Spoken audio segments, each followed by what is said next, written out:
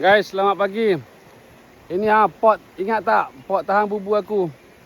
Yang ada pangkil-pangkil, tempat lepak-lepak ni sekarang, bawah pokok kayu ara ni. Aku datang balik sini, tapi aku datang bukan sebagai nak tahan bubu lah. Aku datang kerana aku nak survey tempat ni. Tak boleh nak tahan bubu dah sekarang ni untuk sementara waktu.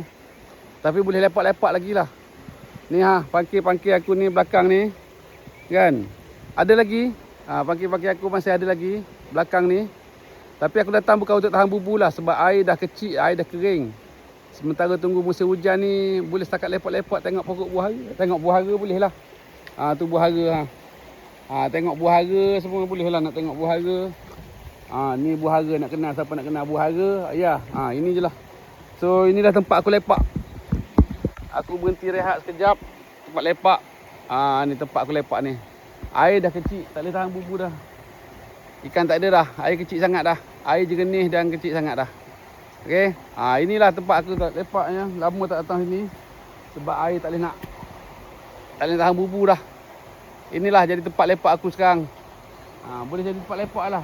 Luckily lah siapa ada orang buat tempat ni, pangkil ni. Dan itulah. Air dah kecil.